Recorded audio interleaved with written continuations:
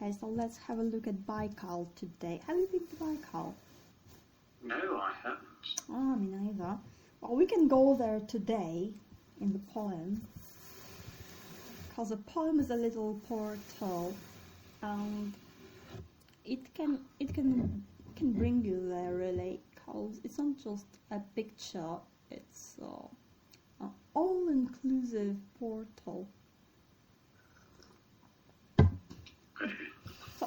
So it's quite long for a lesson, but we will have a look at it. We'll see what we can do.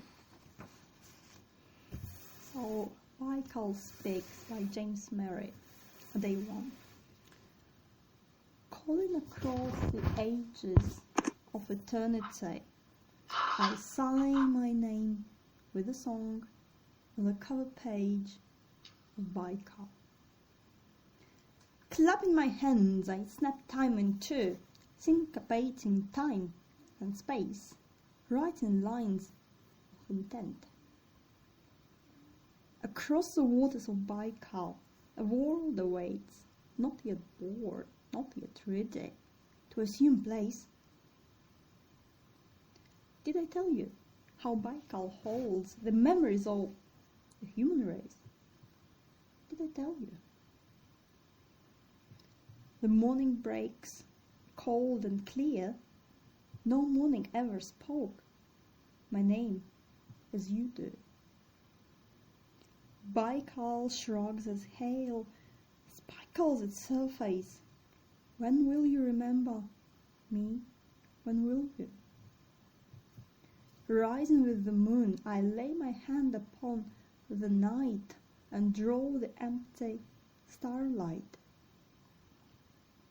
If Baikal won't say how the world goes around, if Baikal won't say Baikal's mood, dropping bombs of rain, dropping bombs I array in the waters of the world, back into submission, guilelessly. Standing astride Baikal, the sky in my hair, the earth in my bowels, reaching along her shoreline tenderly. Drumming my fingers on the edge of eternity, reaching into the depths of blue, I hear you back. Fizzing waters slide across, the wake has glide and slop the suck and skim of tuneful slake. Day 2. Dreaming of Baikal, I fail to see the purpose of me being me. Between worlds, between waves, between words, is that space that is free? See the shoreline curve, the rocks, glance at them. Sky, water, stone, everything else is tone. Bird swoops down into sea, grabs fish, flying over poem, scratching around for words, unashamedly. Never the twain shall meet, and yet horizon squeezes infinity to a single point of blurred intensity for me. Both on Baikal's endless skyfulness, count the waves, count the clouds, stretch credibility. Never the ice comes too soon, never the water too deep, never the gods of Baikal dull with our destiny needlessly. Did the wind tell you what I want to say? Did the Om rise, slap its tail, and win your heart's gaze? If I drown all sorrow in the deepest hollow of this lake, if I drum all night, what then? Skimming over the wet waters, I was loth to part with spirit, loth to leap into fragile form. Night falls and now you'll not know where I start or end. I'll take you through the wheel beyond. If the teeming life of summer's too short, the biomass of concern and thought is not enough. Day 3. Draping my face across the page of Baikal's wordlessness, I take the bait. A penny for your thoughts, a gap big enough to hold abysmal screams and fathomless fears. Despite the light, despite reflective sight, Baikal's darkness penetrates my mind and interplays. Failing to see, failing to breathe eternity, my very own Baikal beauty. Message inaudible. Oh. Baikal sits astride my heart, a tired legs open wide, lasciviously. Angel wings beat my brow, blue. Tossed into nullity, Queen Bee reverses me umbilically, out of lifelong woe. Anger stirs the surface one last time, cutting deep, slashing, tearing, splicing, line on line, frown on frown. Stepping out I dance across the lake, feel me go, feel the fallacies of things I think I know. Green the glass of Buchta Bay, brimming story full, elves, fairies of Baikal sing well a day. Baikal bleeds across the snow, seal clubbed for pelt, broken thread. Things come and go, humankind. Mountains rim my drum, Baikal's skin drawn tight, flexing my utter resolve, I crowd foot with tail and beat sinewy time. The world of things, stars and night, Baikal's fish eye rings them round, gull, widow, bright.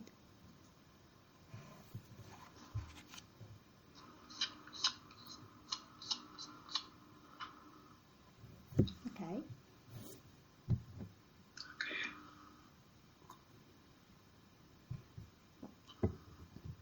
So we feel Baikal. We can call all of Baikal right into Moscow today, tonight.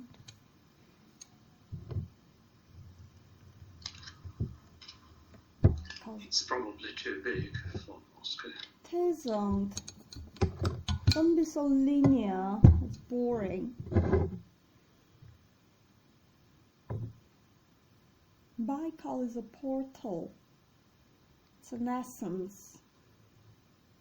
So there you can see her as a lake.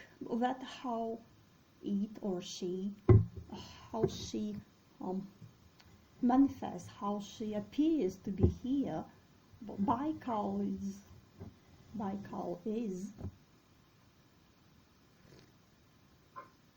not it, is magic. Water is magical. If you have a great big lake sitting there, obviously it's magical too, really. Water is a portal and everybody knows it. A mirror, water, lady of the lake, poets of the lake. Yeah, lakes are entries to another dimension.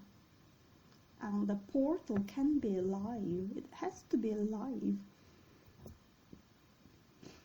Because you're alive, so it has to be alive too.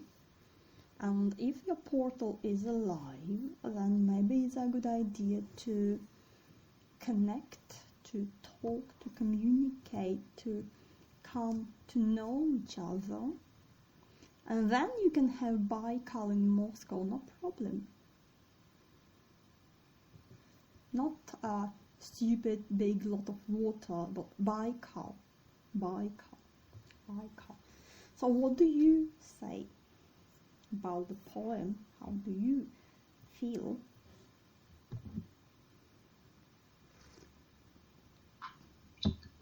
Well, it is a poem, also in the Russian sense of the word, so it's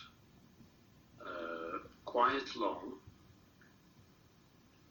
As I say, it's big, probably because Baikal is big, Mm-hmm. and it might be a bit too big to comprehend. Flow. In a single Don't feeling. comprehend. Flow. If you can't comprehend, it's not a problem. You can just flow. It's water. You swim in it. You don't understand it. You swim in it.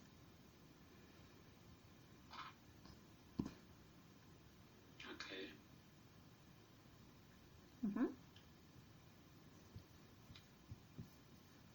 So, as you Well- swim in it, how do you feel?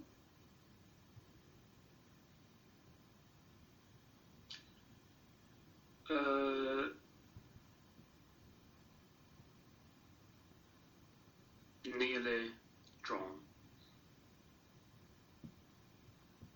So it's easy to not to get lost. It's easy not because you want to sort of disappear, but because you do disappear, whatever your intention is.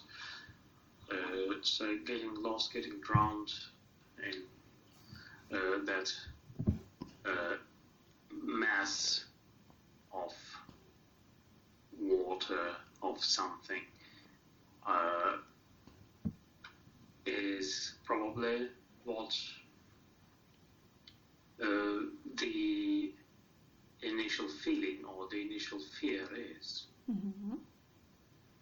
Yeah, it's interesting that feel and fear come together as words. Mhm. Because beauty can be fearsome. Beauty can bring fear if it's too much. Or maybe it's not dangerous, but at first you may fear it. You may fear it consuming you. You may fear to dissolve in it, but sometimes that's the very idea. So tell me about Baikal, as in the poem. Who or what, or not what is Baikal in the poem? As a character, you may say. What's Baikal's character?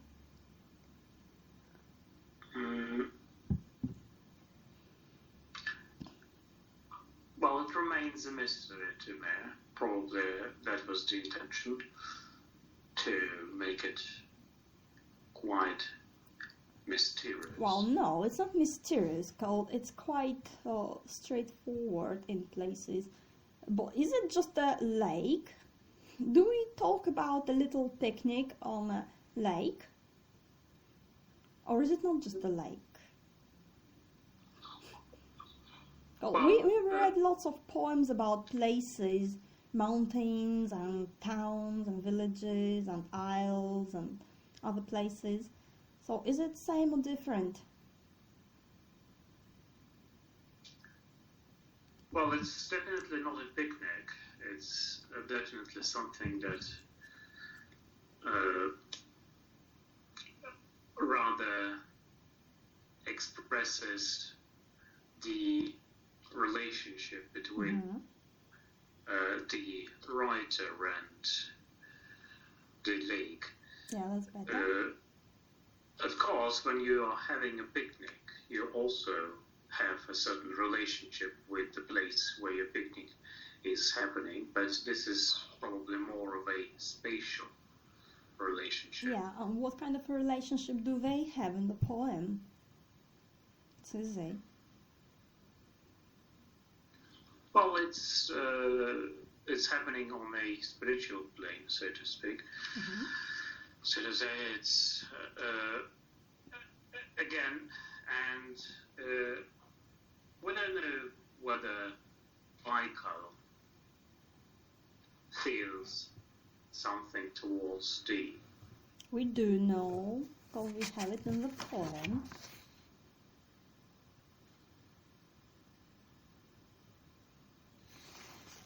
Come on, it's not difficult. It's easy. It's on surface. There's no mystery. Have you read the text before the lesson? Yes. So you know what it's about. Well, that's the conclusion. In general. Well, in general, it is about Lake Baikal, but reading the text and knowing what the text is about is not as straightforward as it might. Sometimes it is straightforward. Sometimes it tells you plainly in the text, if you pay attention, without any mysteries, without any double meanings. It just tells you. Even if it doesn't tell you, you still can feel it. Can't you feel it? It's a love story. Is it? Isn't it? Can't you see how he, the hero, falls in love with Baikal, and he says, I call, I dream. Yeah, the kind of flirting, you may say. And Baikal responds. Come on, it's in the text, it's quite obvious. Even in the last bit, he says, Baikal is a girl widow bride.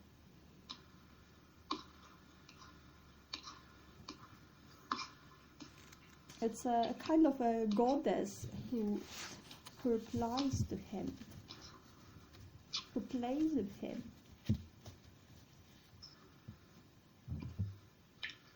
Well, again, in the poem, it looks really big. It looks much bigger than the hero. Yeah, it is. And, well, again, you might say it's her. Baikal is her. That's an interesting choice. In Russian, Baikal is him, right? And this change happens somewhat unexpectedly if you just begin reading the poem. You might even, as you read it, you might even ask yourself, why is that the case? Yeah, that's a good question, actually. Why would Baikal be a girl rather than a kind of a Merlin figure, a male shamanic figure, which could be tutor kind? Why would it be a lady or a tart? Well, again, if you are a poet rather than a poetess, and if you intend on falling in love with Baikal, or that just happens to you unintentionally, somewhat unexpectedly. What you mean to say is that the narrator, the hero, is male, so it doesn't matter if the writer, the poet, is male or female. It's how we present it in the poem. Yeah. So then you would rather have a female Baikal to fall in love with if your character is male. That's logical. Any more ideas? Well, then it probably sounds female to someone. It doesn't sound female to me. Baikal, I guess it could sound like a female name if you think about, I don't know, all those Stani, Uzbekistani or Tajikistani names. Yeah. Then it could be Baikal, like a female name. Could be. Yeah, it could be. But again, I'm probably guided by the fact that in my native town it is male, and The name sometimes itself. it's interesting. The name itself or the word lake? What is Well, male? the word lake is neuter gender, which is interesting, and there are some names ending with A, which usually signifies female in Russian. There are some names ending in this consonant that might signify male relationship, and it's interesting how these may be just accidental facts about the words are reflected in my and I guess other people's mental world. Yeah, then So you can when- say it's like Rachel, Baikal, Rachel, maybe.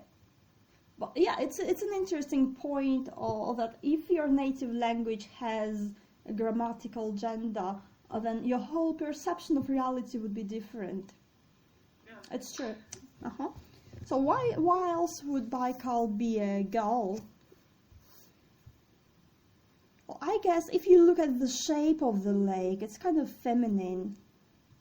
You can see it as a lady lying down, a female form, because it's soft, it's curved.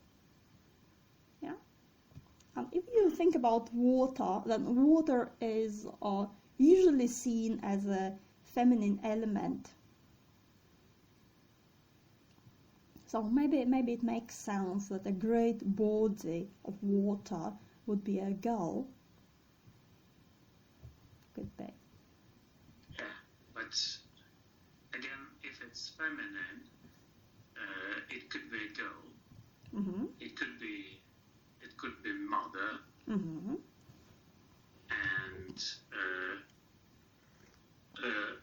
the word mother implies giving birth to. Well, it's not mother in the poem, so we don't have to It's talk not about mother it. in the poem. Okay. Yeah, so in the poem it's a lover. Again, an interesting choice. Why would it be a lover? Not a wife, not really a bride, but more like a lover.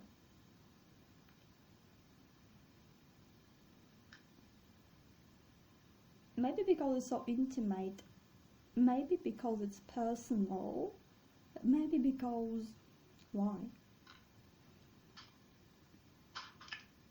Well, of course, the writer, as we can say it, well, I don't say it, but you might say that the writer falls in love with the lake, which obviously presupposes some sort of intimate relationship. They have to be close. If the lake is to respond to the writer. Yeah, And so then we are the lake wooing. becomes We are wooing. We are wooing the spirit of the lake. We are wooing the lady of the lake. We are hoping for her to respond. We can only ask, only call, and see if she comes to us. And why not? She will. Okay, so let's have a look at it. Just, I don't know, somehow. So we have 3 parts. and each part is in 12 little parts. So obviously we have magic here, magic of numbers, magic of 3, magic of 12. Yeah? Did you notice? So it's a kind of a spell, really. So we are supposed to read it like a kind of a meditation. So if we read it, if we go into it, then it's a structure itself is energized with magic.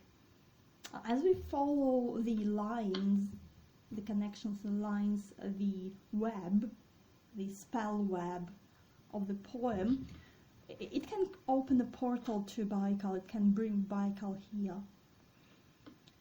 Okay, so calling across the ages of eternity, I sign my name with a song on the cover page of Baikal.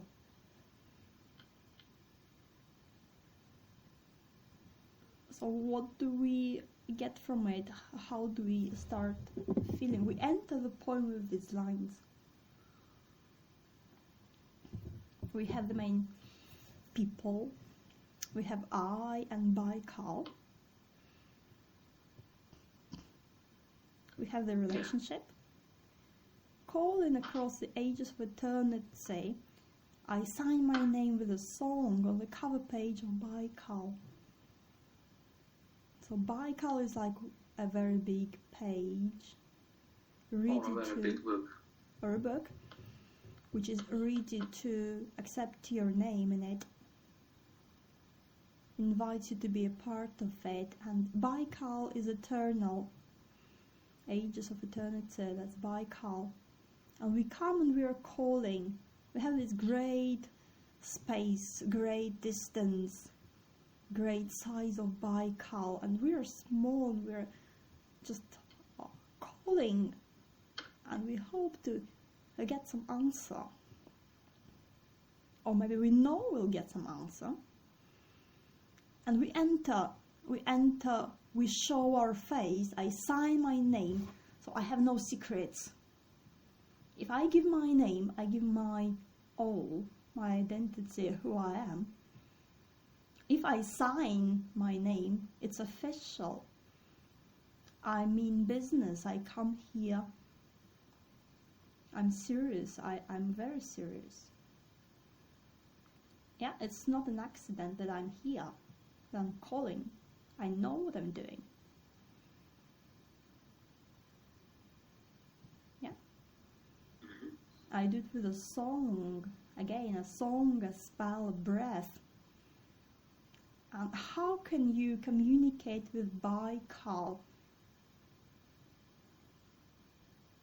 By singing, maybe. Yes.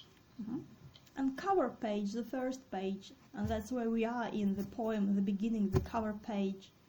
We need to register to enter it. So as we read it, we do it. As we read it, we agree to sign our names to it and be a part of the portal of Baikal. So here we have this poetry spell, which we have through the poem. Poem becomes a part of reality. Poem creates reality. Yeah, song cover page, that's from poetry, from books.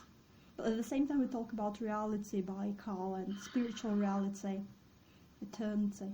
Yeah. So we can use a poem to go into eternity. Clapping my hands, I snap time in two, syncopating time and space, writing lines of intent.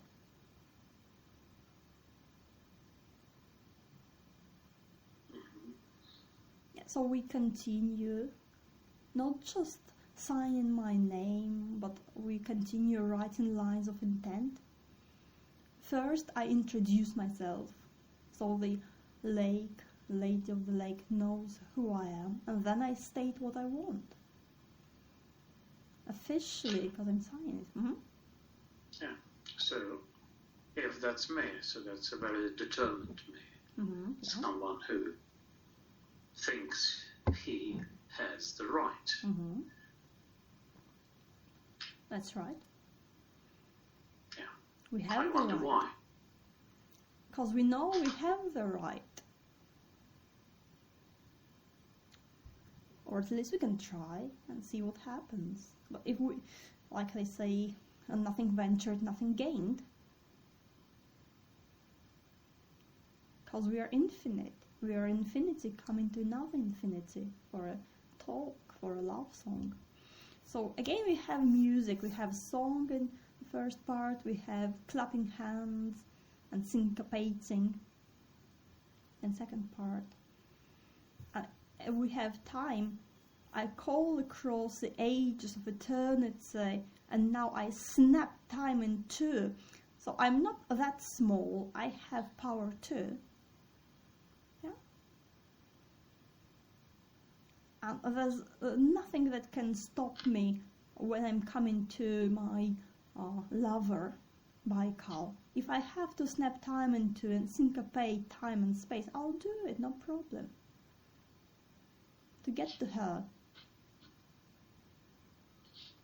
So it's really powerful, it's really strong, really full of desire and emotion and power as you read it, if you connect to it. I mean, do you know many love poems written to a lake? No. And such emotional ones too. And again, what he does is singing, clapping hands. It's nothing complicated.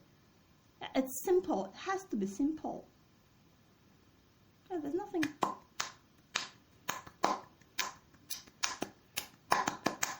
You don't need to dress like a shaman or to have any special rituals. All you need is your own hands. All you need is your intent. It's simple.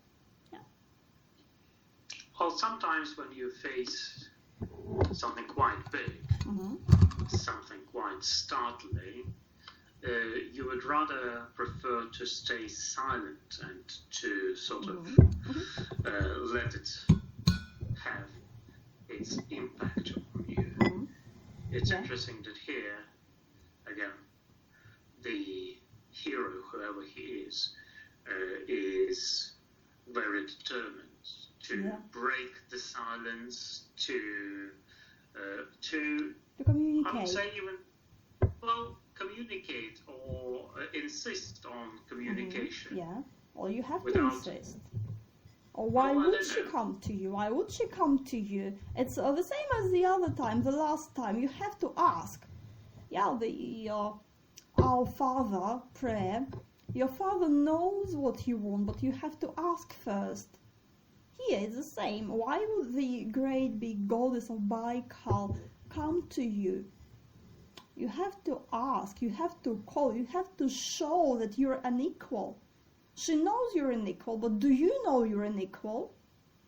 You show your power, not to impress her, but to impress yourself. You make a statement. Okay. Yeah? Okay. So across the waters of Baikal, a world awaits, not yet born, not yet ready, to assume place. So across the ages of eternity now, across the waters of Baikal. So the waters of Baikal are the ages of eternity. So here we can see that, feel that Baikal is not just a lake, it's really big and great. And waters of Baikal are not just normal waters, if you ever have normal waters at all. And we have the word across again and again. So again, at least two realities, and some sort of a barrier in between. And we need to break it. We need to break the barrier. We need to bring the realities together by calling, singing, clapping hands.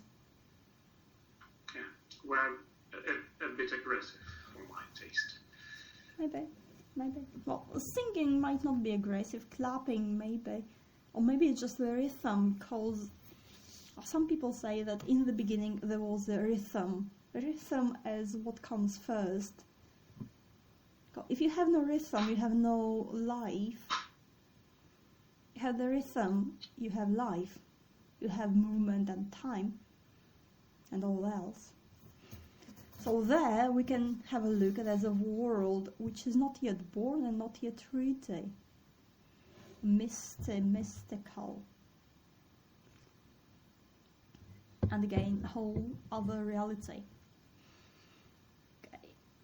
Did I tell you how Baikal holds the memories of the human race? Did I tell you?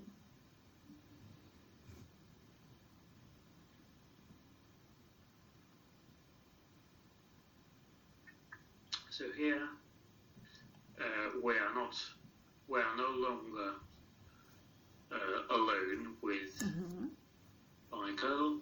There's someone else appearing, someone who's you, someone who might be willing to hear what the writer, the narrator knows about Baikal. Yeah, so we're not deep into the poem. It's the fourth part of the second part. And we are invited. We're invited to join, to take a part in it. And he's talking to Baikal, but he's talking to us too. Otherwise, there's no point, apparently.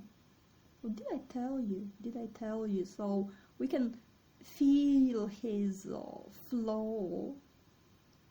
Oh, he repeats, like, did I tell you? Musing. Did I tell you what? How Baikal holds the memories of the human race.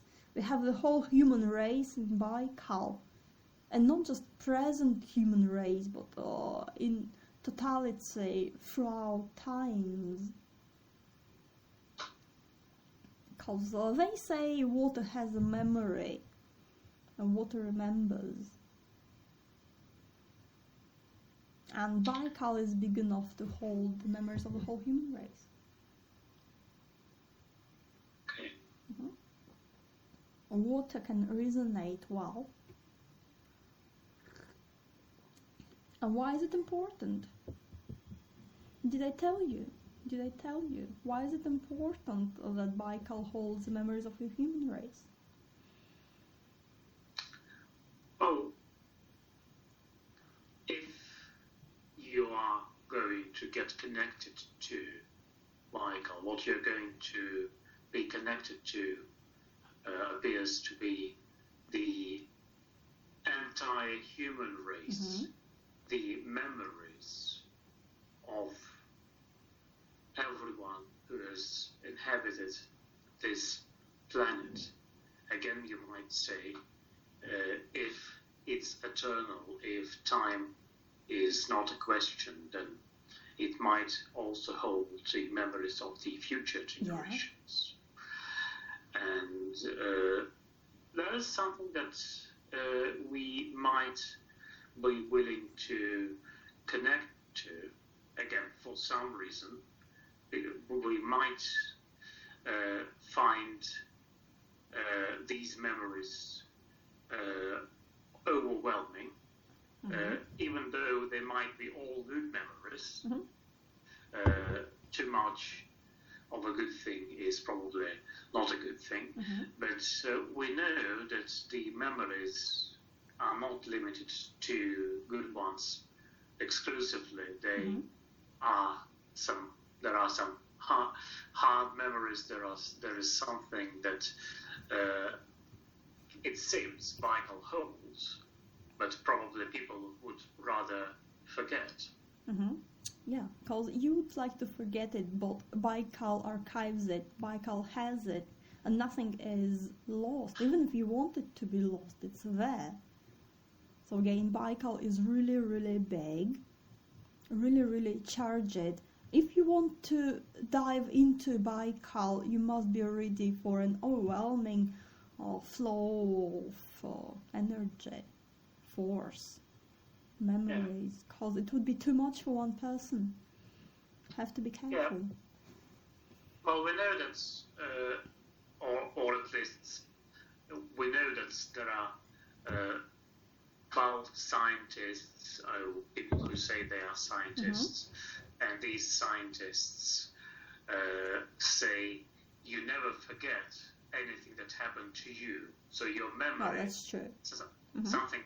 Well, there's no way of checking Well, it. there is a way of checking it, because if you put people under hypnosis, then they can tell you the tiniest little details of any day of their past. If you can check it, then, like look at their photograph or something, then you can confirm it, and it's been done, has been done. Well, but that's another question anyway. So it seems that our brain, or whatever it is, that holds our memories, is a small replica of this big Baikal memory store. And of course, there's also, in religious terms, there's also this same eternal memory of everything good and bad that happened to the human race. When there's doomsday and we are told the book will be opened, the book that contains all of mankind's deeds. And nothing is forgotten. We might forget something, we might not pay attention to something, but there in this book it will be there. So somehow this episode of the poem connects us to both our brains and this religious concept of good deeds and bad deeds being remembered. Maybe also it's to bring us to connect, to make the connection, because we're talking about Baikal being another reality, being a bridge of sorts. But here we have the memories of the human race, so if Baikal is connected to the memories of the human race, at the same time it's sort of alien, because nobody can hold the whole memories of the whole human race and be human. At the same time, it means that Baikal has humanness. If you're full of human memories, how can it not affect you? So Baikal is alien, but at the same time, it's here. It has the connection with humanity, which is rather why she can be your lover, because she's not entirely alien. She's full of human memories, even if she's not human. Yeah. And we have you. Did I tell you? So again, we don't want to fly away somewhere to another dimension, forget all about our reality here. We are connecting, we are building a bridge between the two. And we keep coming back. We have to be grounded, rooted. We have to remember where we come from in this reality. Otherwise, we can really be absorbed and dissolved in Baikal. We have to have one foot here to be able to come back. Yeah? Okay, so did I tell you how Baikal holds the memories of the human race? Did I tell you? And of course, memories, like you say, it's time, past, present, future. Okay. The morning breaks, cold and clear. No morning ever spoke my name as you do.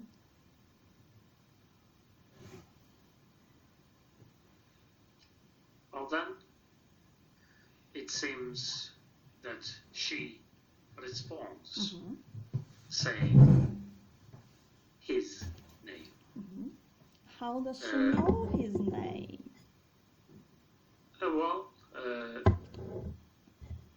Hasn't he told her? Yeah, so it comes in back the to very him. beginning. Yeah, it comes back to him. Mm-hmm. It's you may say kind of an echo, but it's intelligent. It's not just an echo, it's his name. Mm-hmm. Yeah. So the first time she speaks she says the same as he tells her his name. And again, like accepting him, confirming. But the morning breaks cold and clear. No morning ever spoke my name as you do. So the morning breaks, we have a break, the tension or the barrier. Morning is a bridge between night and day, yeah, when things are not shaped yet. So the morning breaks, the tension breaks, cold and clear. So she is cold and clear. Again, you may say she's a little bit like a biocomputer. So she holds memories like a computer, even if she's a living computer. And she is cold and human and clear. But at the same time, very beautiful. Because no one ever spoke my name as you do. Her answer is not mechanical. Yeah? And as you read it, no morning ever spoke. And you're like, oh, okay, yeah. Do mornings speak? Do mornings talk to you often? Now and then? No, not to me. Yeah, so mornings talk to him. No morning ever spoke my name as you do. Again, showing what kind of a person he is. He has morning talking to him. And he can feel the difference. So, in a way, it's like, I have been on many journeys, but this is really different. How I call you and you answer. And that's love at the first sight. And here he talks to Baikal directly. You do. So we have, did I tell you? And we feel like he talks to us, the readers. And now he forgets about us because he has Baikal coming to him. And he can only see her, you do.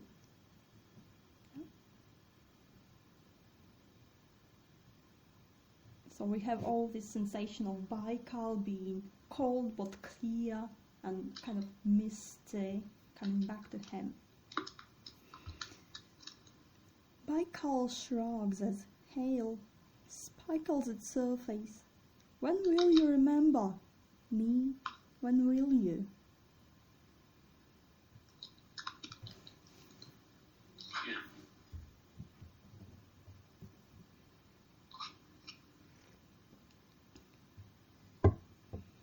So now Baikal shrugs.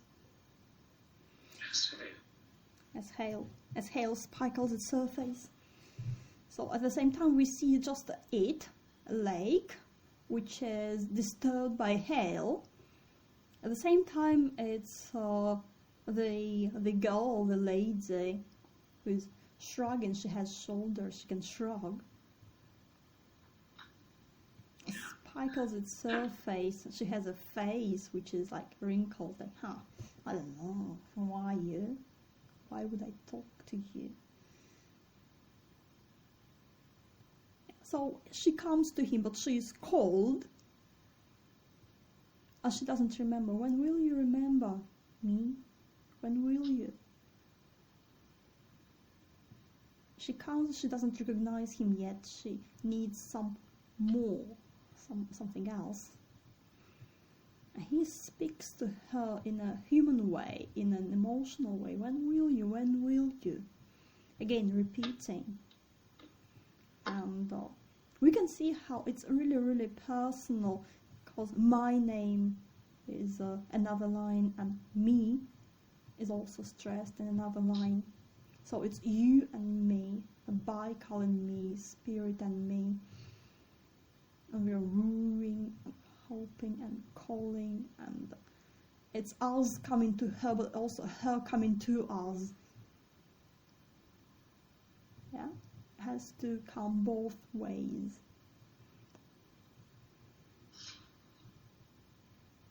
And obviously, hail sparkles its surface. If you're a lake, do you like hail hitting you?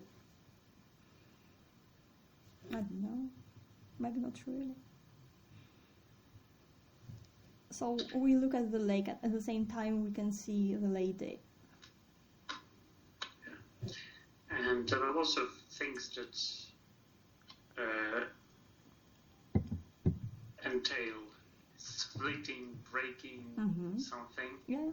There's this snap thing in the Yeah. very first lines. And then there's something about the morning that that breaks, and here the surface is sort of hit by hail. Yeah, so there's interaction that's that always happens in a very rapid, unexpected, or even violent way. yeah, Something hitting, something snapping, something breaking. So something is not harmonical yet. He wants to restore the love, the balance, call her back. Yeah, because now, as we are here at the sixth part, we can see that something's not connected, something's not right, it's broken, and we want to heal it, to make it whole again. And that's what he is doing. He is calling her to heal her, and for her to heal him, and for them to be together. Because, again, love, in the big sense, is when there's harmony, when it's smooth and even, and now it's snapped, broken. Yeah. So we can feel the pain, we can feel longing. He's calling, she's far away, she doesn't recognize him. So there's longing, there's pain, and love, because why would he call her? Because he loves her. Rising with the moon, I lay my hand upon night and draw the empty starlight.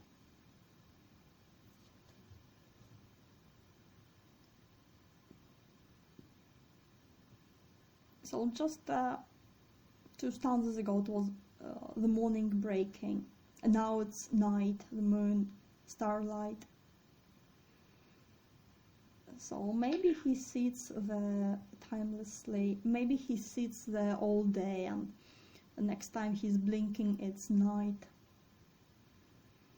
Maybe he's experiencing kind of different aspects of the place at the same time, because that's what happens when you go out of time. You can experience all the aspects simultaneously. So at the same time it's the morning and night. So why would it be night now? Well, again, this might take us by surprise and present yet another break between something that was needed there and something that comes in the next stanza. There's also, of course, this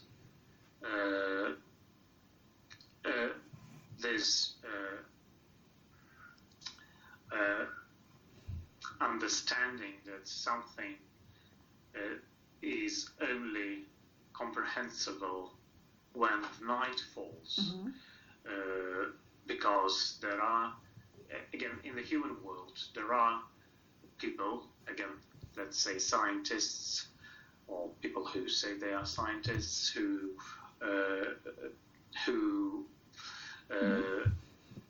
insist they can know a lot about a person by reading his or her dreams. Or hand. Or hand, or coffee. But this is again important. I think the night represents an important part of our existence. Yeah, and especially if you talk about like a spiritual journey here. And a spiritual journey here. And again, the night is the time when we dream, when we have dreams. We can also daydream, and that's probably what was happening. But what is happening in this bit specifically? But in this bit, there's night, and there's the moon that appears.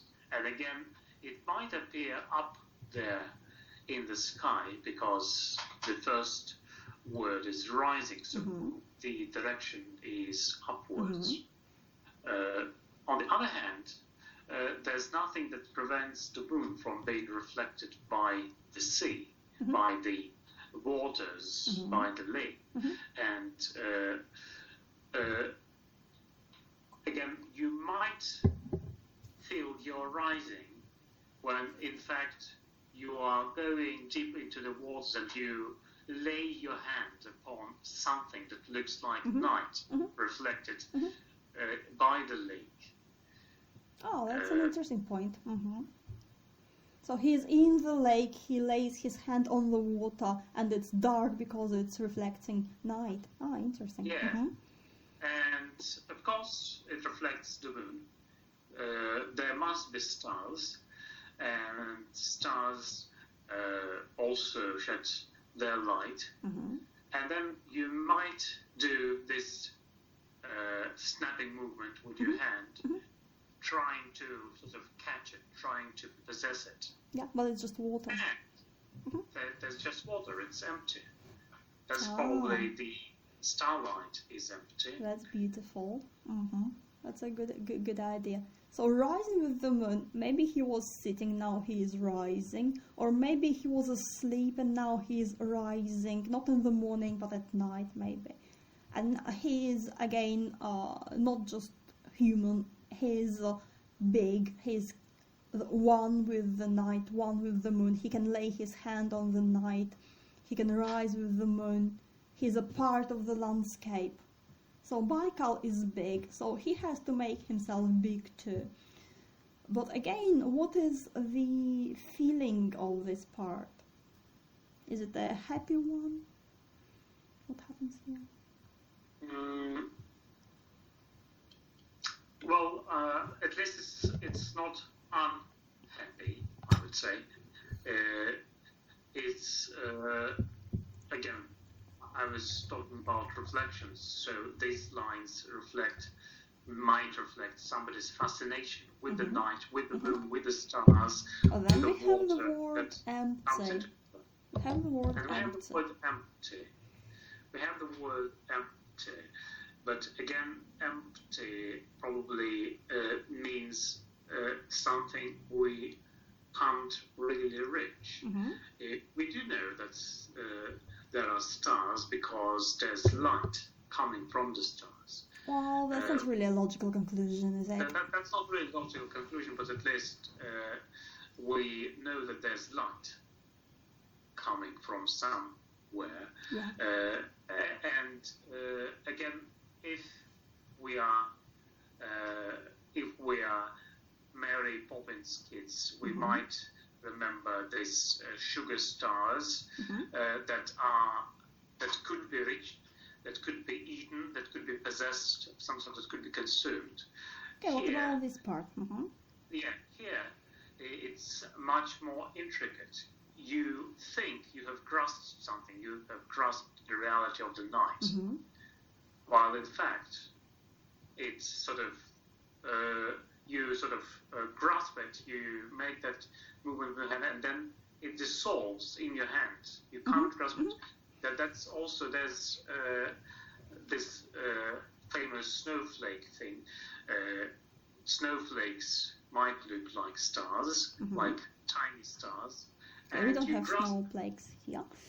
They don't have snowflakes, but you grasp them and it dissolves in your hand. It disappears. So when you think you possess it, when you think you possess, I don't know whether he feels he possesses Baikal, but when you think you possess something, you sort of get hold of it, and you might be proud of yourself, and then it just disappears. There's nothing. You grasp it, but there's nothing here. Yeah, I guess that's the feeling of this part. So Baikal comes to him, and he's like trying to lay his hand upon her, but there's nothing. He can't hold her. Again, she's slipping away again, or some kind of sadness maybe. Or if you draw a lot and you get an empty one, is it good or bad? Short straw, empty lot.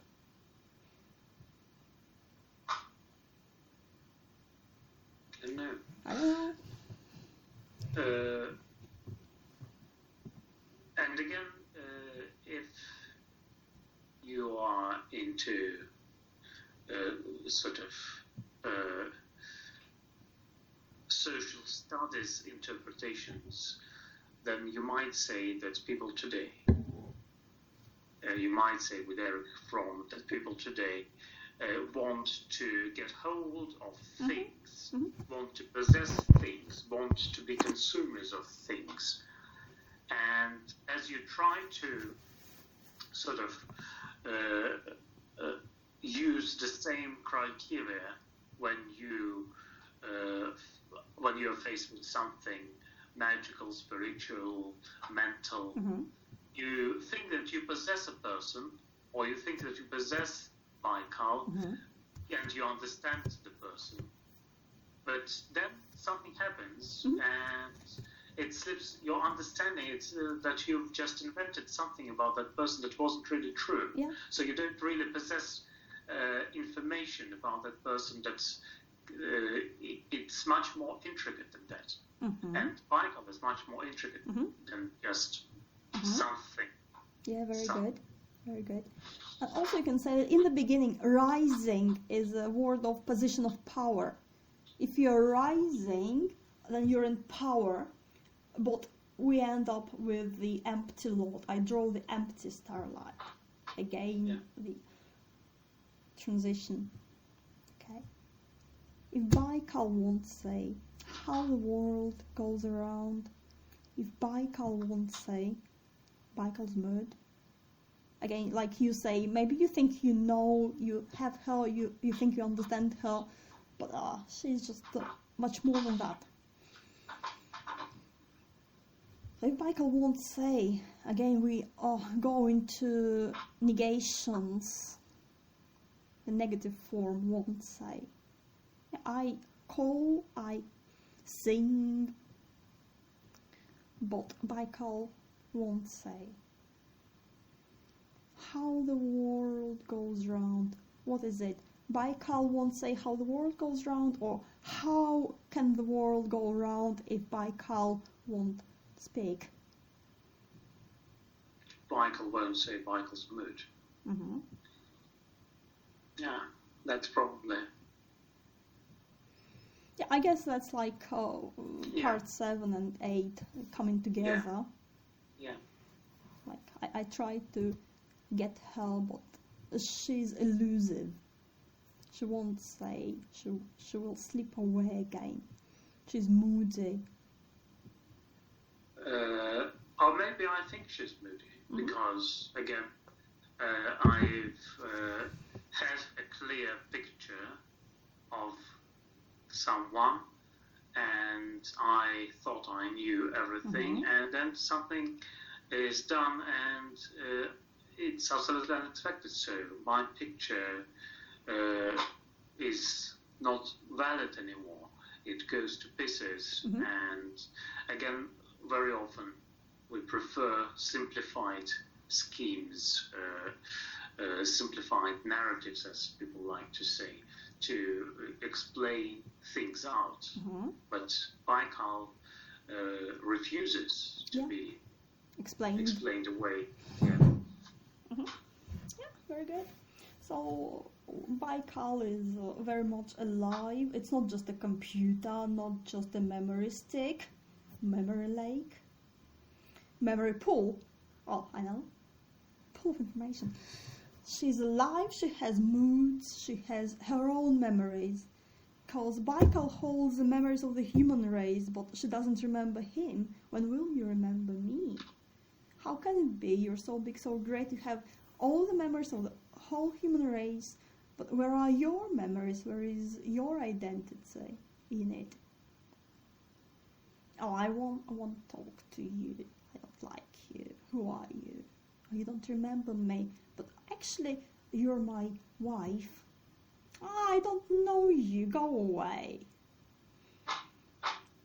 That's nice. Dropping bombs of rain. Dropping bombs I rain, the waters of the world, back into submission, guilelessly. Yeah. Hail, now rain, again bombing. And not just rain. Rain is probably nicer than hail, but here we have bombs of rain. So we are bombarding Baikal now. Probably it's like someone who's very much willing to see somebody. He comes to the front door of this somebody's house, he knocks at it, no answer, he knocks again, and then he becomes violent and just bangs at the door. And here they might drop bombs of rain. Just or maybe it's like tears. Or maybe like tears. Maybe like tears. Maybe like crocodile tears, yes. Why crocodile? Just tears. Just tears. He's not pretending. Crocodiles probably don't inhabit Lake Baikal. I don't know that. Well, they probably prefer. They might. So we have hail, which is frozen water. Now we have rain, which is unfrozen water. So it's some sort of progress. She was cold and clear, and so she had rain. And now he starts connecting with her, and she's a little bit thawed, a little bit unfrozen. So hail becomes rain, becomes tears, emotions. And again, it's water to water. Rain is the same as Baikal, it's water, water to water. But that's what I do. I do. It's not Baikal doing it. It's what I do. Again, I'm in power. I'm in charge. You're in charge. I'm in charge too. We do our parts. Dropping bombs of rain. Dropping bombs. I rain. The waters of the world back into submission guilelessly. So you are Baikal. You're the mistress of the water, of the lake, of what is water anyway? But I rain waters back into submission. What happens here? I fix the world somehow and make it come through me. Maybe it's my tears which are dropping in the correct way, sort of. So the waters of the world, the powers of the world were not in submission. They were wild and reckless. Oh, hello. How are you? Yes, that's my friend. Hello. Long time. Willing to have something to eat. No, Maybe. it's commenting on the Baikal thing. Yeah. Yeah, and on guileless way of contact. So why guilelessly? Well, you might say that bombarding somebody who can't respond in kind is bad. Who says can't respond? But here, I have no bad intentions, no guile intentions. I'm guileless. I just want to be, I just want to be closer. I just want to play. Yeah. Okay. Standing astride Baikal, the sky in my hair, the earth in my bowels, reaching along her shoreline tenderly.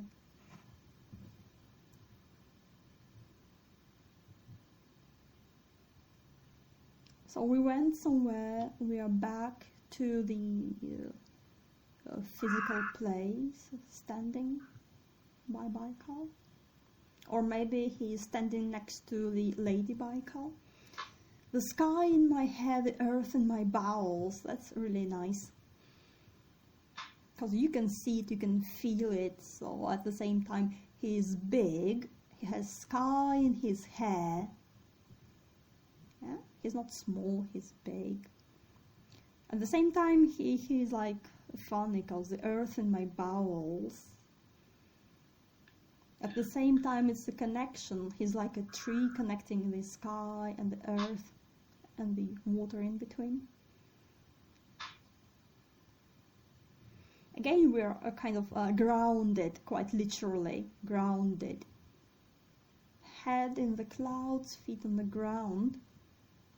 Has to be. Stretch it out and reaching along her shoreline tenderly. So, he is tender after all. So her shoreline here is like a border.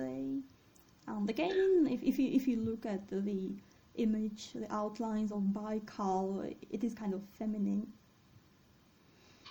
in a way. So yeah, he does it. He tries to get through somehow, snapping, breaking, dropping bombs. But guilelessly and tenderly, and that's important. So we focus on it. That's the last line and one word in that line.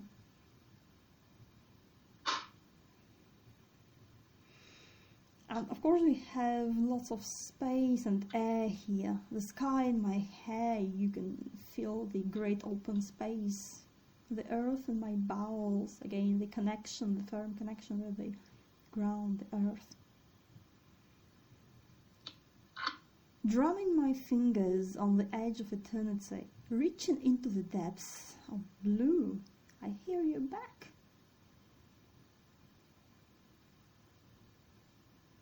So he's trying different approaches, singing, clapping hands, now drumming fingers.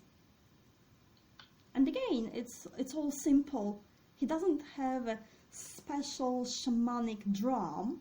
He just uses his fingers to drum on the edge of eternity. So we had the edges of eternity, now it's edges of eternity, ages to edges. You see the transgression? Yeah, calling across the ages of eternity, now drumming my fingers on the edge of eternity. So kind of coming back to the beginning, like, okay, that didn't work, let me start back to the first square, let me start again, try again, somehow differently, drumming fingers. Reaching to the depths of blue, I hear you back.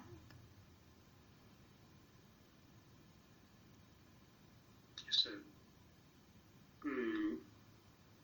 the depths of blue are probably the depths of Baikal.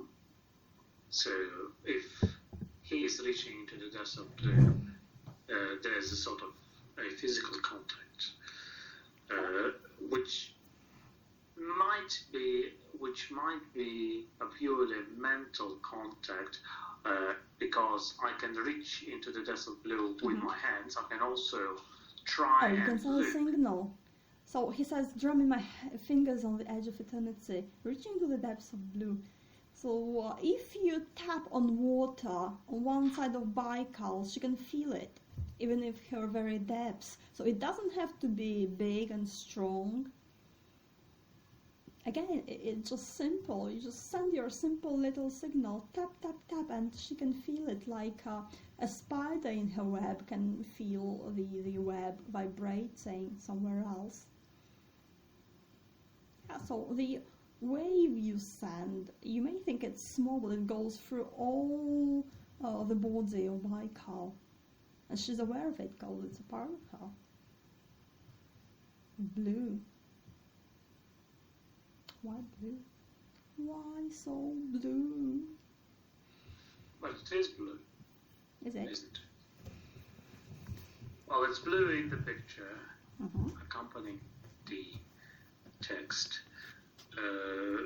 It might be grey. It might be grey and dangerous. At least you might imagine a stormy sea as being so dangerous, if but he it's or not a she is sea, it's blue, a lake.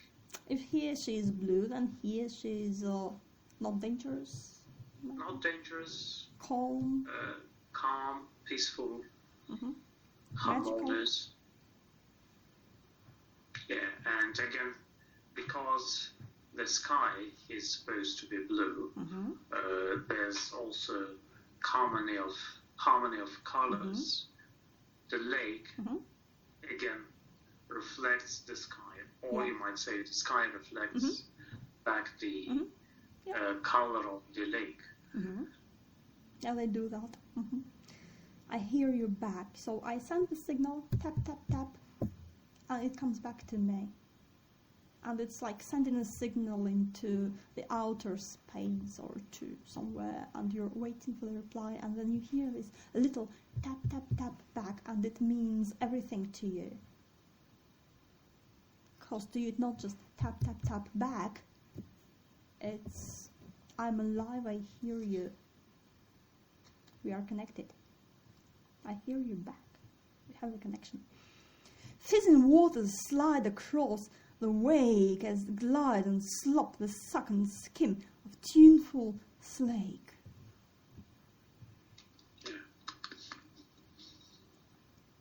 So now they're tuned in at last. We went through the brokenness, the disconnectedness, and now they're tuned in again. Okay, let's have a little break till the sun, morning break.